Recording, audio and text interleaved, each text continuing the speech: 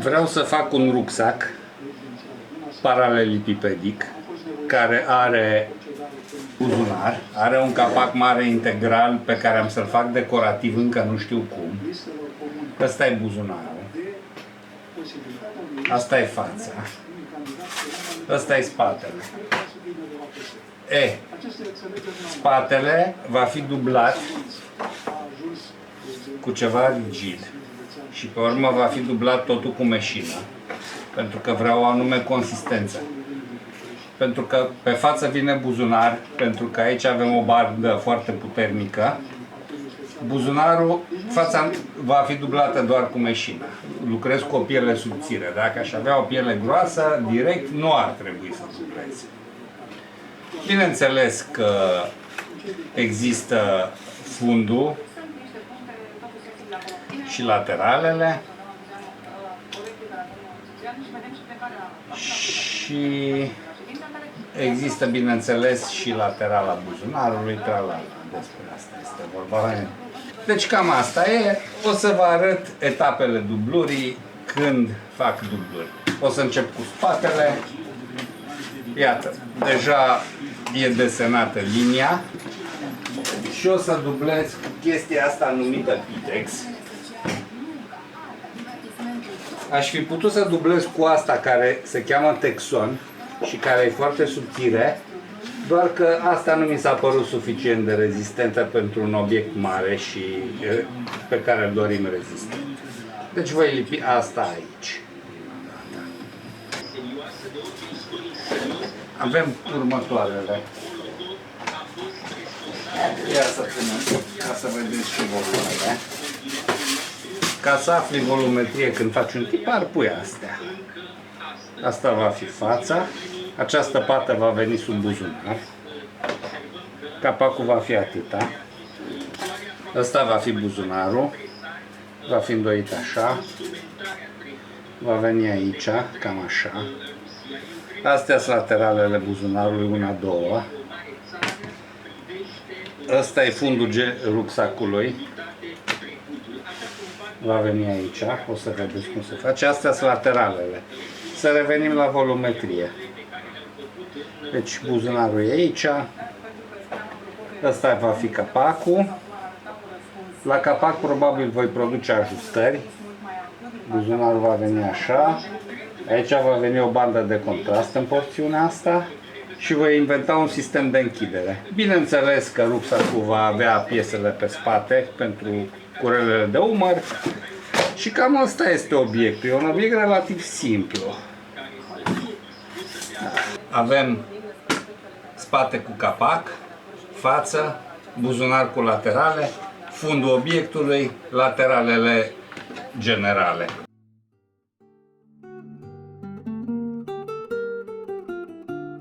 Trebuie să cos astea pe spate și asta. Se potrivesc pe găuri. Eu am făcut cu lipici pentru că mi-e mai ușor. Și tot pentru că e mai ușor să coși lipit, lipesc această piesă aici. Nu trebuie să întind lipici chiar peste tot, pentru că o să cos și când coși, chestiile astea rezistă oricum. Ok, potrivim colțișorul ăsta. E potrivit. Să-l potrivim și pe ăsta, e potrivit. Ok. Iată. Se potrivesc toate găurile, ca dovadă. Și acum asta se coase. O să vă arăt cum fac cu celelalte belciuge, pentru că îmi place să-mi simplific viața. Vă recomand călduros să faceți asta, sincer. O să potrivim astea. Punem și celălalt belciug. Ia să potrivim găurile. Îmi place foarte tare să șerfuiesc astea, ca să fie pierdut. Se șerfuiește cu grijă. Și potrivim asta, piesa asta. Bineînțeles că aveți găuri pe tipar, ca să potriviți sau ca să coaseți direct după găuri. Deci, dacă lipiți, puteți să dați găurile la ochi sau după semne. Iar dacă ați dat toate găurile de la început, aveți grijă, lipiciul vă ajută să potriviți găuri. Am o preducea cu nasul suficient de lung.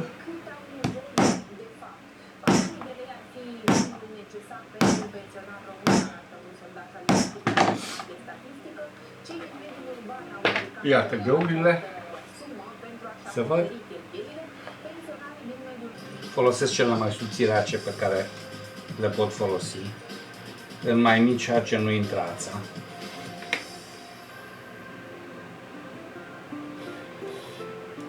Ia să vă îl compar cu... Comparat cu un ac normal, nu știu dacă vedeți că e de 2 ori mai subțire. E foarte ușor să treci prin găuri.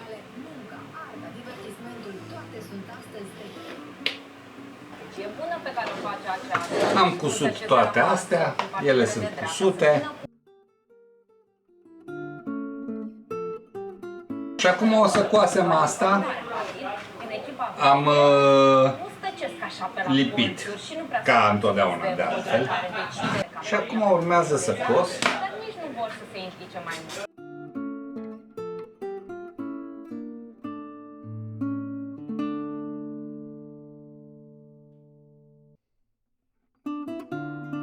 O să coasem buzunarul. După cum vedeți, sunt toate găurile date.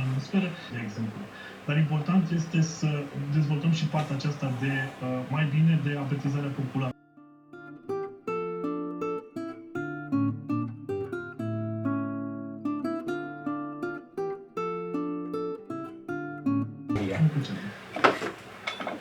Pot să fac și așa. Iau magnetul. Pun asta aici, asta se învârte cum vreau eu. Bag magnetul înapoi în asta. Iată ce interesant.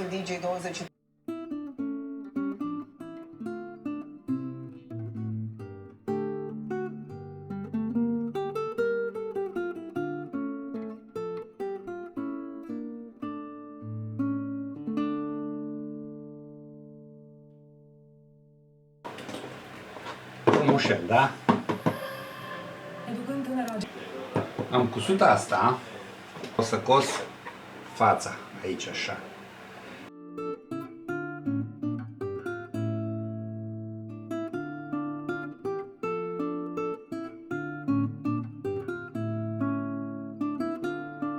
Bineînțeles că dacă nu vreți, folosiți semnele de găuri. Folosiți găurile date de la început.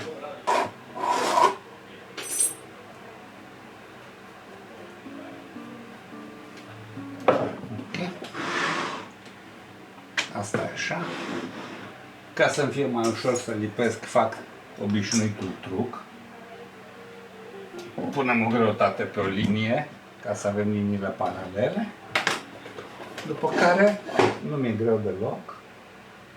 Și acum dăm semn cu acest compax.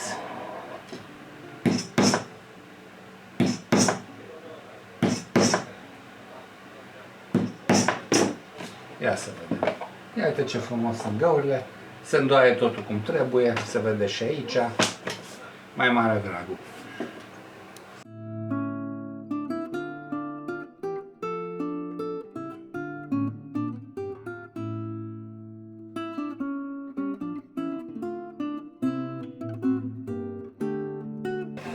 Am cusut asta, cos laterala de aici până aici prima dată, pe urmă o să o cos pe asta la altă de aici până aici. Și abia pe urmă o să îndoi și o să cos și fundul pentru că mi-e mai ușor. Am un ac cu 2 cauciucuri pe el, ca să prind asta așa.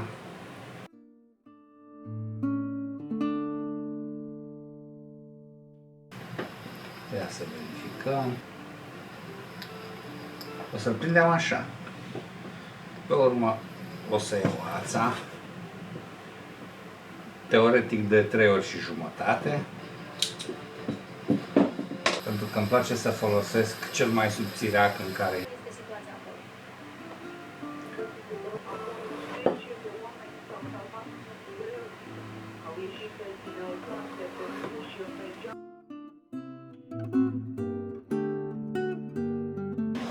Am cusut astea, cum am zis, și acum o să fac și cusăturile astea pe care le fac întotdeauna mai la coadă, că mi-e mai comod.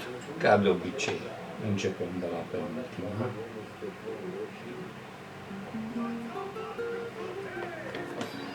Ok.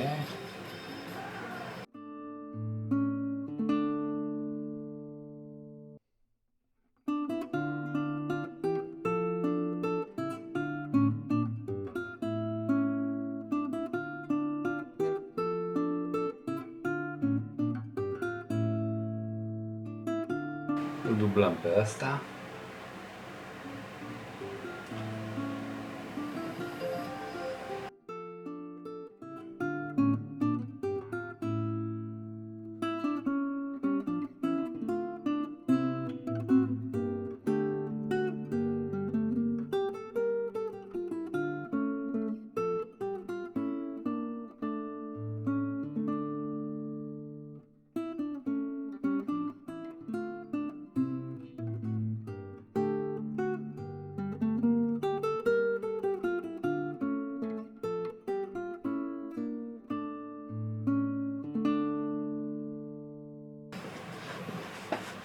Ca de obicei, am prins cu magnet, deci iarăși am suport.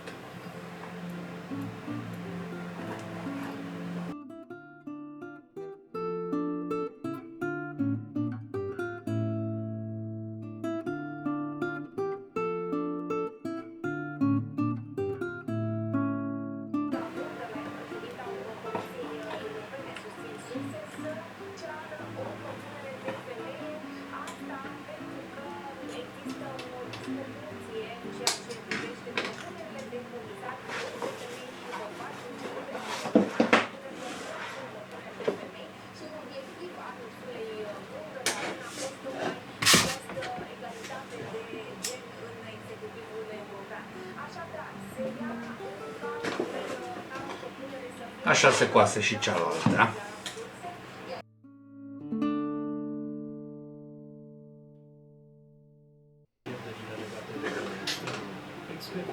Am cusut toate astea, ajustăm puțin, aici și aici.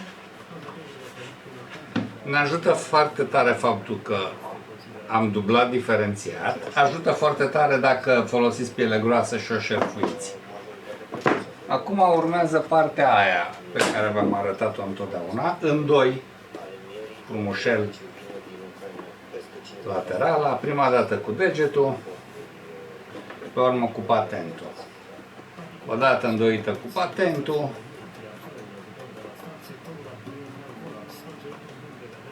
e foarte ferm și stă foarte ferm îndoită, iată, practic face un unghi drept.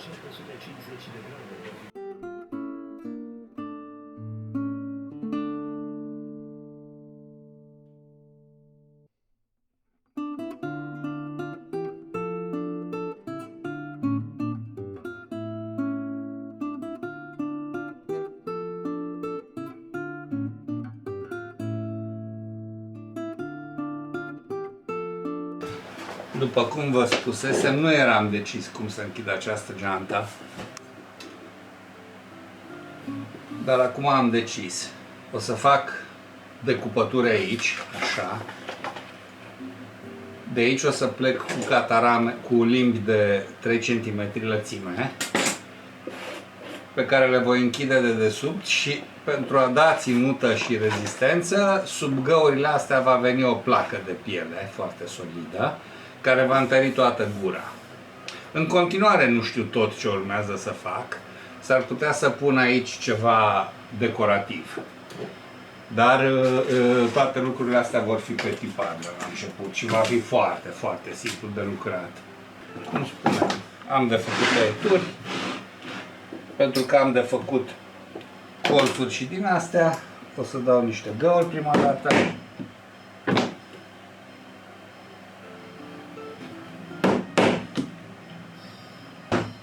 Tăieturi de genul ăsta, cu un cuțit de genul ăsta, dacă încape, uite cât de perfect încape, fac și tăietura asta la altă. Spre deosebire de cutter, cuțitul ăsta se oprește aici, nu face tăietura mai departe.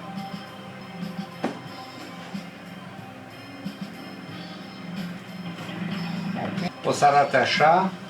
Ia stai că am și un capăt de limbă. Asta o să vină așa.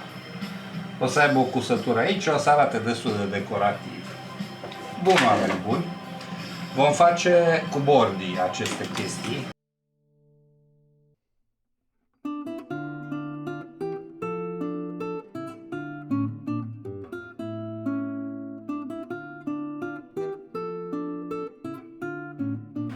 Voi aveți găurile pe capac de la început. Eu am lipit această chestie, am lipit și asta pentru că eu am niște prăducele foarte bune cu care pot să găuresc prin totodată. Inclusiv așa. Da?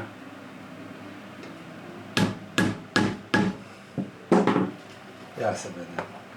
Nu o să găurim nimic, dăm cu una singură. Pentru 5 e prea gros maclavaisul. Ia să vedem. Ia uite.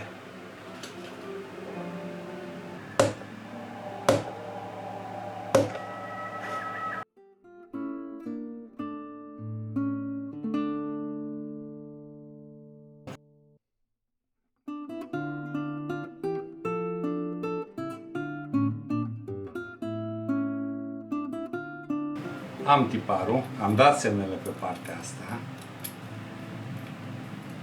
Acum închid asta. Pentru că am dat cu lipici și o să lipesc. Da. Am lipit. O să întăresc lipitura folosindu-mă de os. Da.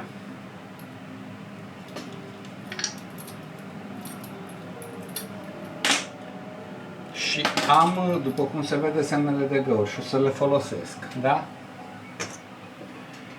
Și asta înseamnă că găurile astea vor coincide cu găurile de pe fundul sacului.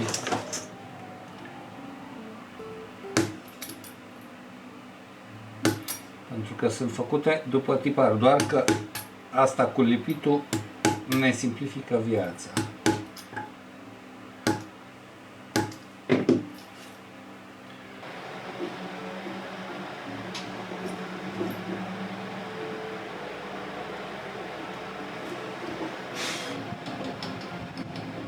O mână înăuntru, o mână afară și asta ținută pe margine.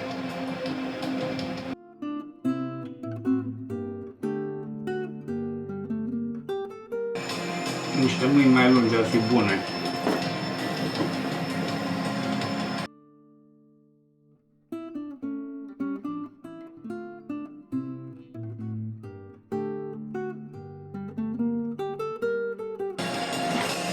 Dar, dragii mei, chestia asta arată bine, nu-i așa?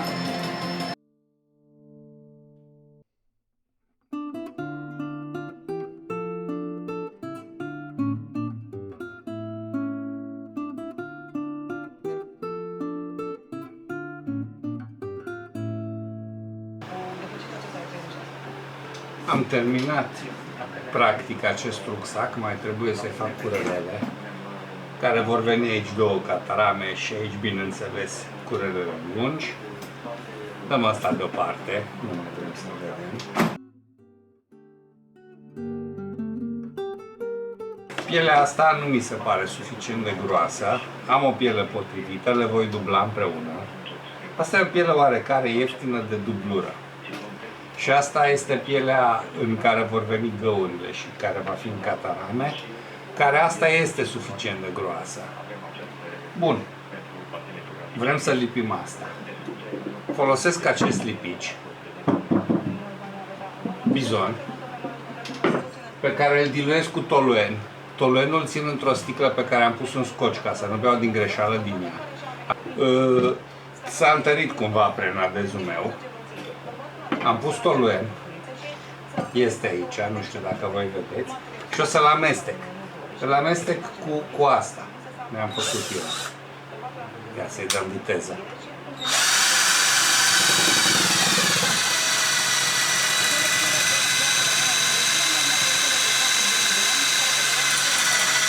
Ok? Cel mai important este să dai marginea. Și vă învăț un truc. Eu folosesc un amărât de cauciuc pe care îl pun la marginea mesei și aici. Deci când fac așa, nu dau pe masă.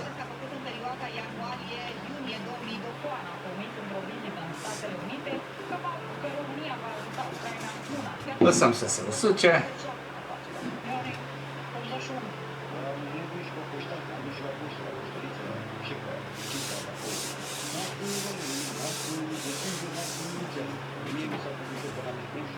Întotdeauna când dublezi trebuie să presezi. Presatul e la fel de important precum calitatea lipiciului. Eu presez bine cu toată greutatea corpului. Urmă tai. Am o linie dreaptă. Acum măsurăm 5 cm, 10 cm și în partea asta la altă 5 cm, 10 cm. Ăsta e surplus.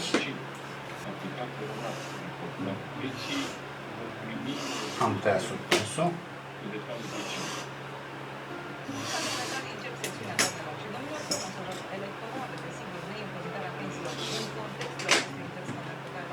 Astea sunt egale. Îmi place foarte tare să fac tipul ăsta de tăitură. Folosesc o farfurioară, după cum vedeți. Facem și în partea asta la alta.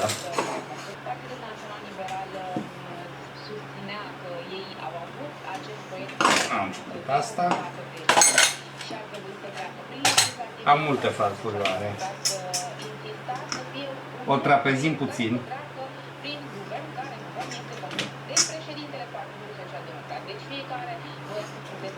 Ok. Și avem astea, da? Pe ele vor veni aceste linii. Așa și așa. Da? Pentru că nu mai taie foarte bine.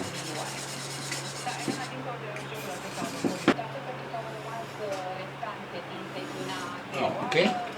Vrem un diametru mai mic decât îl fac cu ei. O să fac și aici tăietura ca să trapezim. Îmi place foarte tare să fie trapez. Se face ochiometric, evident. O să dau cu bordii pe astea. O să dau cu vopsea de margine. S-au uscat vopselele de margine și vom pune astea așa. Ca să le punem egal, măsurăm. Nu știu, 6 cm jumate. 6 cm jumate.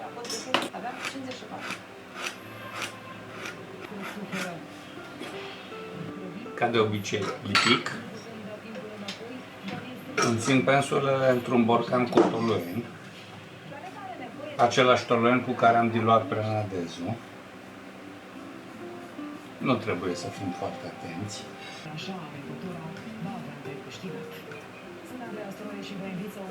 Avem semnele. Ochiometric punem cât mai pe mijloc.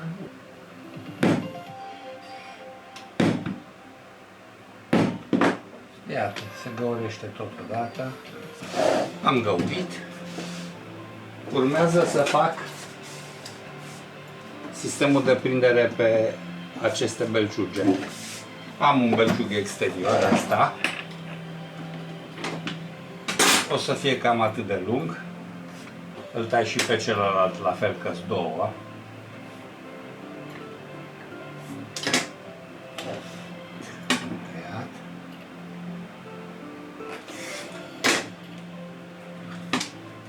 O să trebuiască îndoit. Iată ce-i fac.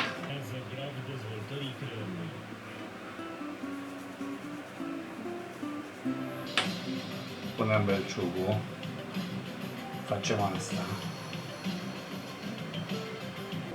Presez puțin osul. Osul aranjează destul de mult. Deci va trebui să încep să dau gol de pe aici.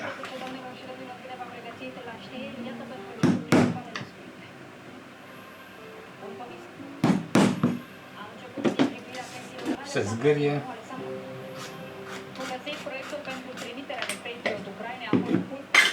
Se dă cu lipici. Se lipește asta.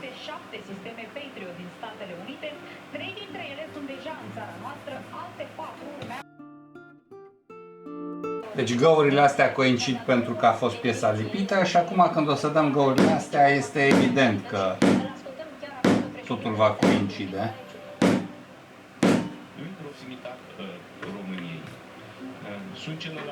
Deci găuri și pe o parte și pe alta și acum e limpede. Când o să pun belciugul, o să meargă foarte frumos. Avem nevoie și de piesele astea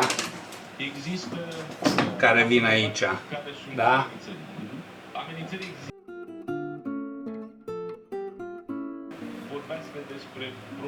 Și catarama va veni aici. Așa, vedem unde e mijlocul. Dăm un semn aici. Cu o preducea de 3 dăm găuri. Astea două sunt egale, deci ne folosim și dăm semne. Da? Semn, semn.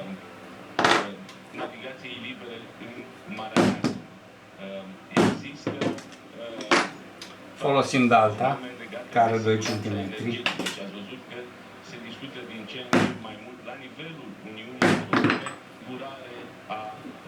Independenței și siguranței energetice. Cele sunt 2/5 din lățimea obiectului. Verific. Se vede că e puțin prea mare, mai tai din ea, foarte puțin. Verific iar. E bună. Acum e bună. Putem și pe cealaltă la fel. Na.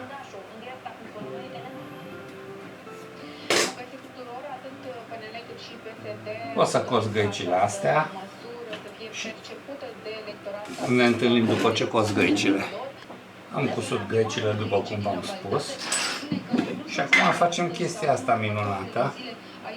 Dăm cu lipici. Să știți că ei chiar în aceste momente stau de vorbă cu primarul, încearcă să îi ajute. Dăm și pe asta. Au nevoie de ajutor pentru că nu mai au. Punem gaica. Sunt asigurate, deși sunt obligatorii prin lege. Asigurări împotriva dezastrelor. Punem catarama. Sunt inundațiile, nu sunt considerate importante de români, sunt încheiate polițe pentru mai puțin de un sfert dintre locuințele din țară, marea majoritate în orașe. Discutăm despre acest subiect alături de domnul Alexandru Ciuncan, este președinte. Mi-a ieșit puțin mai lung decât mi-aș fi dorit. Această intervenție. Asigurate complet în acest moment în întreaga țară. Și o să vină până aici. Dau cu lipici și aici, ca să dau cu lipici zgârât.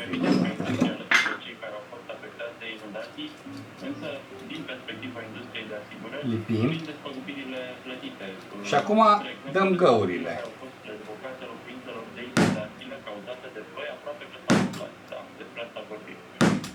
Acum o să punem astea aici. Ce ne facem? Am trecut dispărut, pentru România nu sunt telefon, pentru regiune.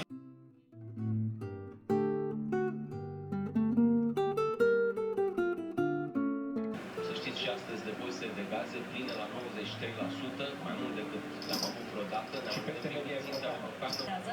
Vedeți întreaga dezbatere în direct pe Facebook, pentru că și ele șterse cuburetele, inclusiv pentru firme. Că astea se face la fel cu ele. Până la finalul anului, cum a guvernat până la urmă fața oficialilor europeni și să ne uităm la doar câteva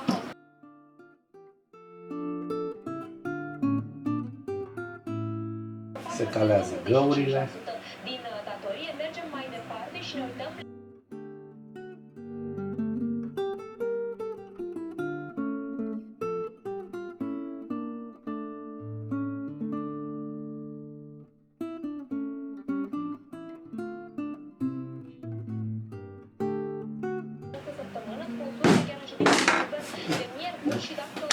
Să le simetrizăm, nu-i așa? Major asupra mediului de afaceri, ne uităm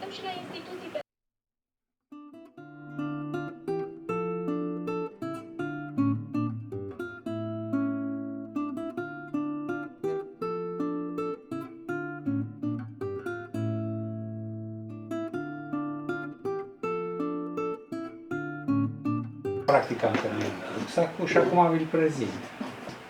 Se deschide ușor și frumos, așa. Pe dinăuntru arată așa.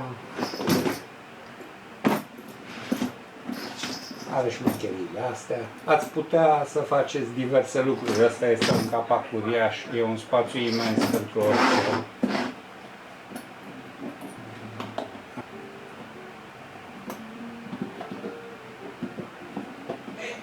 Din cauza acestei întărituri stă totul corect.